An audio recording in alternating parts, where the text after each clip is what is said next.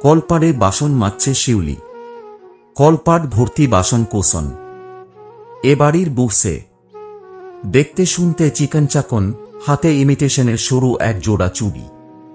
হাত গলিয়ে চুড়ি দুটো খসে পড়বে ভাব, কিন্তু কোনো এক অদৃশ্য বেরির জন্য যেন সেটি আর শেষ পর্যন্ত পড়ছে না। চিকন হাত দুটোতে কালসিটে দাগ। পরনে কমদামি 3 পিস। ওড়না মাথায় পেঁচিয়ে এক মনে কাজ করছে। হালকা পাতলা গড়নের হওয়ায় তাকে অল্প বয়সী মনে হলেও তার বয়স 20 পেরিয়েছে। এই বাড়িতে বউ হয়ে এসেছে 3 বছরের বেশি। রান্না বসিয়ে আধোয়া বাসন, কড়াই ধুতে এসেছে। সেই মুহূর্তে লুঙ্গি উঁচিয়ে দম্ভের সহিত বাড়িতে প্রবেশ করল হামিদ। শিউলি ঘাট ঘুরিয়ে কপাল কুঁচকে রাখা পুরুষটিকে এক পলক দেখল। হাতে সস্তায় কেনা বিড়ি বোধ হয়। একটু পরপর টানছে আর ধোঁয়া ছাড়ছে। দাড়ি গোঁফের আড়ালের ওই মুখটি দেখতে শিউলির বরাবরই ভয়ঙ্কর লাগে। শিউলি সেদিক থেকে চোখ ফিরিয়ে কল চেপে দ্রুত বাসন ধুতে লাগল, যেন এখান থেকে চটপট পালাতে পারলেই বাঁচে সে। শেষ 3টা পাতিলটি ধুয়ে আর উঠতে পারল না। খ্যাক খ্যাক দরাজ কণ্ঠ কানে এসে লাগল। ওই কল চাপ ভালা কইরা গতর খাটাইতে ইচ্ছা করে না। বেলা কয়টা বাজে এখনো রান্ধা হয় নাই। হারাদিন কোর্স কি ফকিন্নি, পিঁপড়ার মতন কাম করতাছে। হারাদিন খাইটটা আইছি ও রং ডং দেখতে। শিউলি পাতিল বাসন নিয়ে সাইডে চেপে জায়গা দেয় স্বামীকে। ঘরের ভেতর থেকে শিউলির শাশুড়ি ছেলের কণ্ঠ শুনতে পেতেই শিউলির দুর্নাম করা শুরু করেছে ইতোমধ্যে। ছেলে বাড়ি ফেরার সাথে সাথে বউয়ের এক হাত লম্বা অকর্মণ্যের ফিরিস্তি না শোনালেই নয় যেন। এ তো বাঙালি শাশুড়িদের চিরায়ত রূপ ও ঐতিহ্য। শিউলি মাথা নিচু করে ঠাঁই বসে আছে। হামিদ নিচ থেকেই কল চেপে পা ধুজে শিউলিকে আদেশ দিল, ওই আমার লুঙ্গি আইনা দে। গোসল কইরা খাইতে বমু। খাওন না পাইলে আইজকা তোরে খাইছি ফকিন্নি। ওঠ যা। শিউলি মাথা নিচু করেই লুঙ্গি সাবান এনে দিল।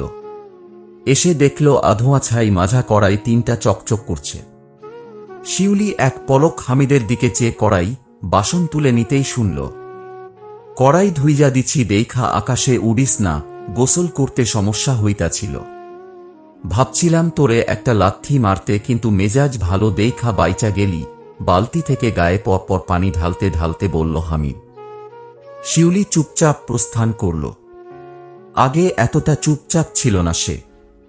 চঞ্চল এক কিশোরী ছিল যে পুরো গ্রাম দাপিয়ে বেড়াত। বিয়ের পর থেকেই চুপচাপ থাকা শিখেছে সে। আলু বেগুনের তরকারির ঝোল ফুটছে উনুনে। মিনি মাছ দিয়ে রান্না করেছে, আর করেছে টক পাতা দিয়ে 5 মিশালি ছোট মাছের চচ্চড়ি। পুকুরের মাছ। কয়েক বাড়ি মিলে মাছ চাষ করে। প্রত্যেক মাসেই মাছ পায় ভাগে হামিদরা। শিউলি উনুনে লাকড়ি ঠেলে দ্রুত তরকারি ফুটাল। শাশুড়ির হাত ডাকে চট গরম ভাতের মাঠ গালতে গিয়ে হাত কেঁপে উঠে মাঠ পায়ের উপর। চিৎকার করতে না চাইলেও আর্তনাদ বেরিয়ে এল মুখ দিয়ে। পাশে পাতিল থেকে পানি নিয়ে পায়ে ঢালল দ্রুত। জ্বালা পোড়া শুরু হয়ে গেল মুহূর্তের মাঝে। ওদিকে হামিদের চেঁচামেচির আওয়াজ শুনতে পেয়েছে শিউলি।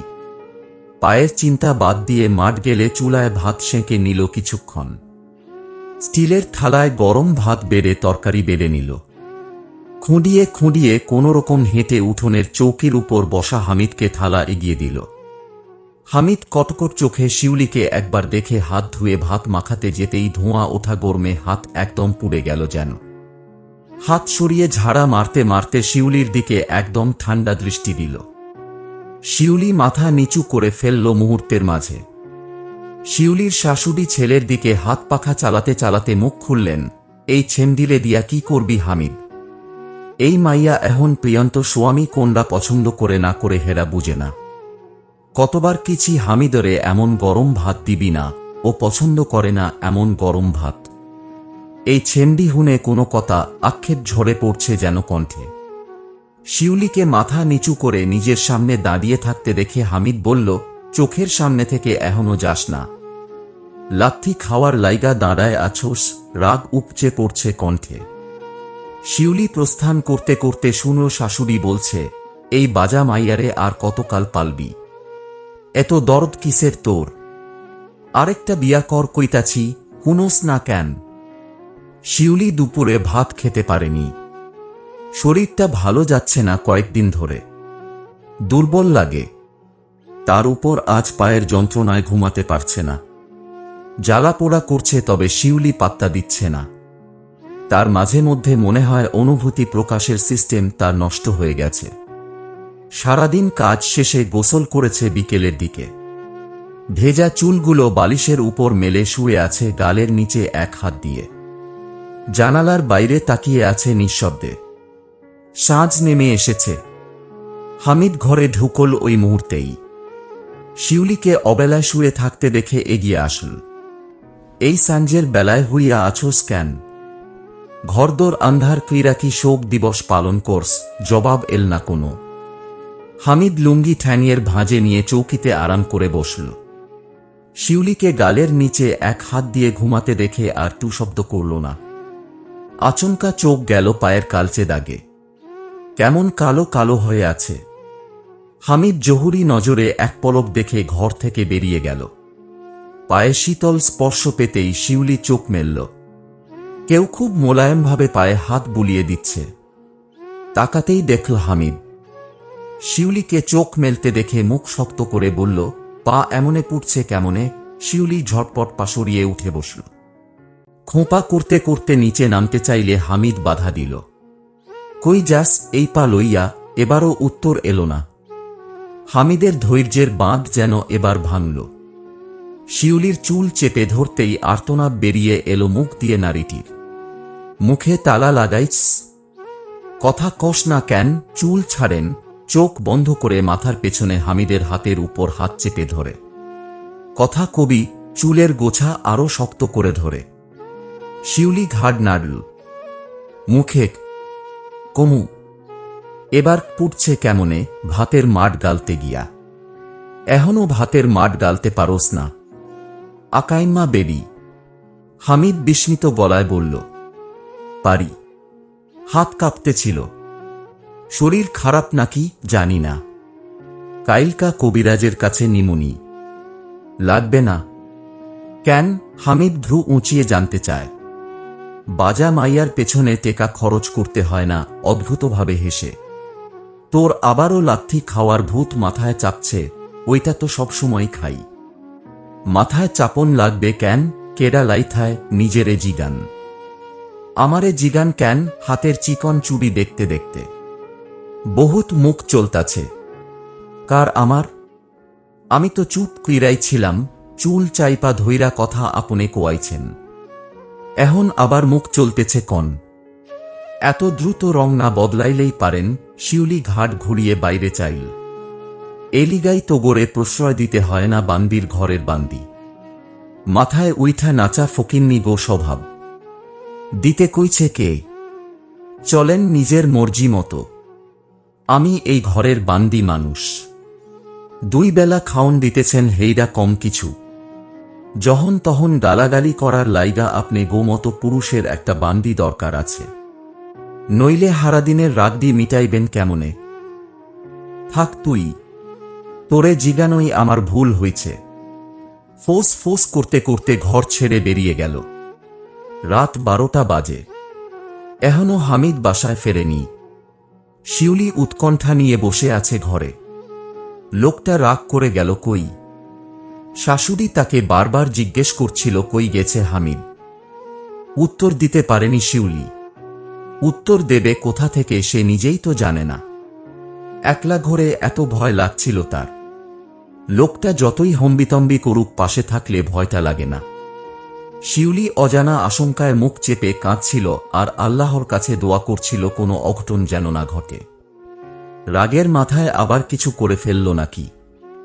খট করে দরজায় আওয়াজ হতেই শিউলি হন্তদন্ত হয়ে উঠে জিজ্ঞেস করল, কে? দরজা খুল।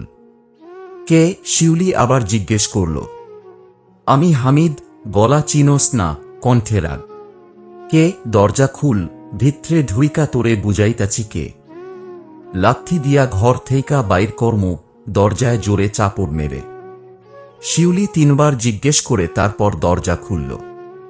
এত রাতে জিন ভূত মানুষের সুরতে আসে শিউলি শুনেছে, তাই তার দাদির শিখিয়ে দেয়া পদ্ধতি অনুসরণ করল। ভয়ে ভয়ে দরজা খুলে সরে দাঁড়াতেই হামিদ ভিতরে ঢুকে পরনের শার্ট খুলল। গামছা নিয়ে ঘর থেকে বের হতে নিতেই শিউলি পিছু ডাকল। কই যান, মরতে যাবি? এত রাইতে গোসল কইরেন না আবার। তোরে জিগাইছি। নিজের চরকায় তেল দে, গটগট পায়ে বেরিয়ে গেল।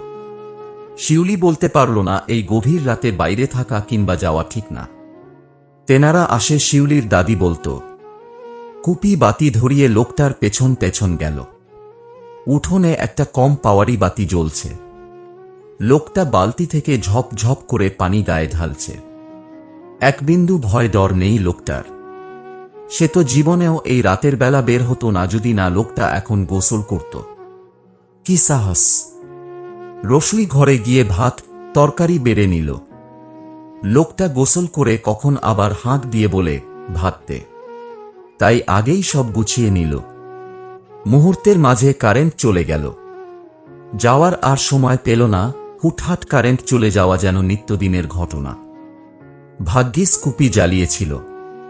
হামিদের সাথে সবসময় একটা ছোট টর্চ লাইট থাকে, লুঙ্গির ভাঁজে গিট্টু দিয়ে রাখে। তাই আর লাইট দেওয়ার জন্য ব্যস্ত হতে হল না। শিউলি কুপির টিমটিমে আলোতে গ্লাসে পানি ঢালতেই হুট করে পেছন থেকে খুটখাট শব্দ ভেসে এলো। শিউলি ভাবল হামিদের গোসল শেষ। মিহি গলায় ডাকল, শুনছেন? গোসল শেষ? লাইট আছে আপনার?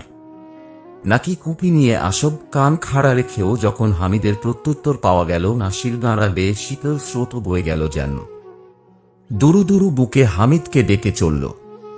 শুকনো ঢোক গিলে কুপি ধরে রসুই ঘরের দরজা বরাবর এল। বাইরে ঘুটঘুটে অন্ধকার। ভয়ে বুক খামচে উঠছে। এত রাতে সে জীবনেও বাইরে বের হয় না। সারাদিন এমনকি রাত 11টা পর্যন্ত নির্বিঘ্নে কাউকে ছাড়াই চলাচল করতে পারে সে, কিন্তু দাদির বলা রাত 12টার পর তেনারা আসে কথাটা যখনই মনে পড়ে ভয়ে হৃৎপিণ্ড বন্ধ হয়ে যায় যেন। লোকটা কথার জবাব দিচ্ছে না কেন? ভেবেছিল উঠোন পেরিয়ে লোকটার সাথেই ঘরে ঢুকবে, যে অন্ধকার কুপির অল্প আলো ছাড়া নিজেকেও দেখা যায় না। এই শুনছেন? কাঁপা কাঁপা কণ্ঠ। ফিরতি উত্তর এল না।